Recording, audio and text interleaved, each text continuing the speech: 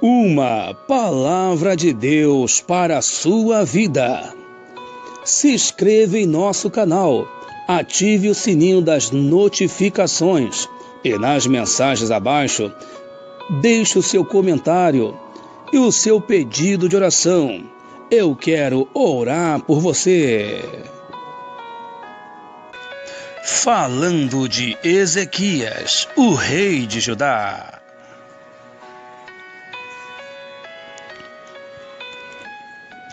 O reinado de Ezequias foi um dos melhores de Judá. Seu governo foi reto, justo, honesto e agradável aos olhos do Senhor. Ele fez importantes reformas no culto e na adoração a Deus. A partir da destruição dos ídolos de Judá, reestruturou todo o sistema religioso, o que culminou num grande avivamento para o povo de Deus. Ezequias instaurou uma ampla renovação espiritual do povo de Deus. Em Jerusalém reuniu os sacerdotes e levitas. Ele impôs uma aliança com Deus. Esta aliança incluiria uma reforma radical no comportamento e na espiritualidade do povo. O rei mandou destruir os altares pagãos, reabrir as portas do templo, restabelecer as ofertas e os sacrifícios, restituir os ofícios sacerdotais e ainda celebrar a Páscoa.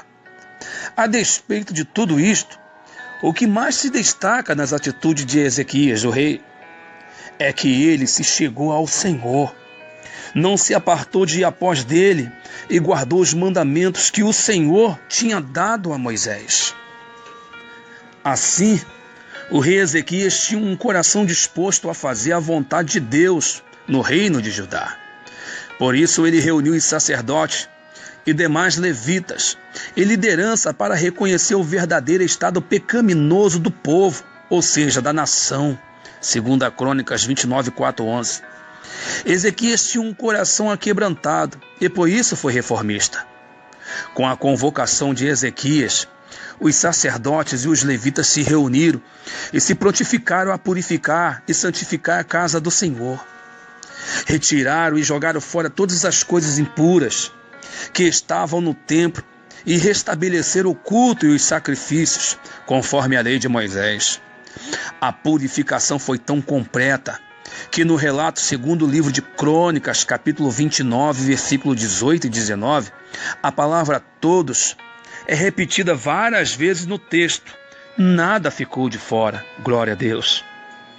A fim de restabelecer o culto a Deus, Ezequias convocou os maiorais da cidade para estarem na casa do Senhor.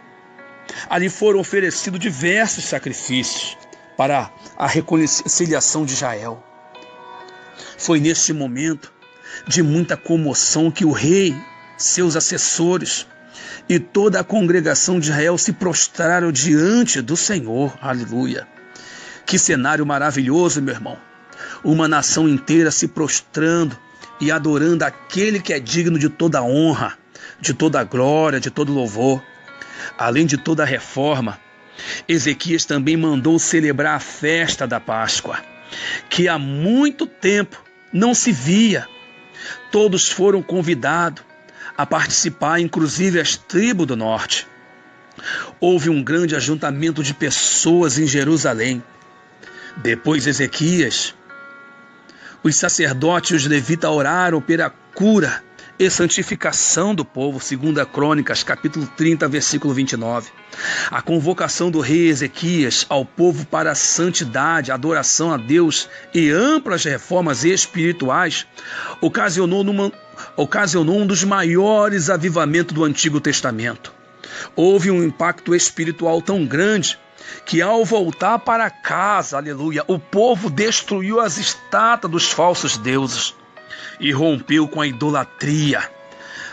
Deus ainda levanta líderes para promover verdadeiras reformas espirituais, aleluias. O Império Assírio, nesse tempo, estava em franco crescimento. Ele havia invadido várias nações do Oriente Médio, inclusive Jerusalém, inclusive Israel, que fora levado para cativeiro. Agora Senaqueribe, rei da Síria, achava que poderia fazer o mesmo com Judá. Foi então que resolveu expedir seu poderoso exército para sitiar Jerusalém e ameaçar o rei Ezequias, visto que ele havia se rebelado contra o governo assírio, segundo a Crônica 32, versículo 1. Durante o cerco a Jerusalém, Senaqueribe, por meio de seus oficiais, usou como estratégia intimista a difamação a Ezequias e o afrontamento à grandeza de seu Deus. Como seu propósito era abalar o moral do rei e do povo, todas essas injúrias foram pronunciadas em hebraico.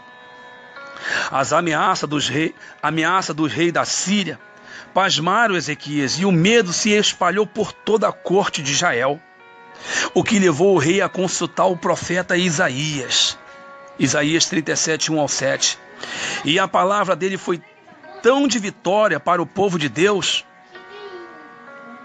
Aqui aprendemos que a obediência a Deus não é sinônimo de ausência de problemas e enfrentamentos. Entretanto, a mão protetora do Altíssimo nunca deixa seu povo desamparado. Glória a Deus. Para intensificar ainda mais a sua estratégia do medo, o rei assírio enviou cartas atrevidas e ameaçadoras ao rei Ezequias. A mensagem exigia a rendição de Jerusalém. Mas o rei de Judá apresentou essas cartas diante do Senhor, glória a Deus, e orou fervorosamente. Isaías capítulo 37, 14 e 20. Nesta oração, Ezequias agradeceu a Deus e declarou sua soberania sobre tudo e sobre todos, glória a Deus. E apresentando as afrontas de Senaqueribe, pediu ao Eterno que o livrasse daquele ímpio. Deus usou o profeta Isaías para confortar o rei Ezequias e mostrar que ele estava com ele, glória a Deus. O Senhor disse que tinha ouvido as orações do rei a respeito do atrevimento de Senaqueribe. Aquele ímpio havia afrontado e blasfemado do verdadeiro e único Deus. Naquela mesma noite, sem que Ezequias usasse qualquer arma ou qualquer coisa, o Senhor dos Exércitos deu o livramento. Um anjo do Senhor foi enviado por Deus e matou de uma só vez 185 mil assírios.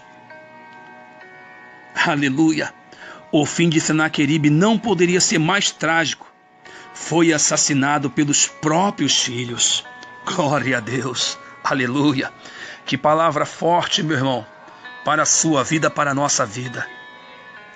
Nesta palavra, nesta história, aprendemos que ninguém pode afrontar e zombar do Todo-Poderoso Deus e ficar impune. O reinado de Ezequias foi muito diferente da maioria dos reis de Judá, pois ele foi temente ao Senhor e confiou nos momentos mais difíceis no seu reinado. Ezequias nos deixou uma grande lição. Deus sempre ouve os sinceros de coração. Os sinceros de coração que confiam nele, mesmo diante do medo e da insegurança. Meus irmãos, você que está ouvindo esta palavra, confie no Senhor. Acredite na força do teu poder. Ainda que você esteja passando pelo momento difícil na sua vida, Deus não esqueceu de você. Jesus te ama e eu também. Esta é a palavra de Deus para a sua vida, em nome de Jesus.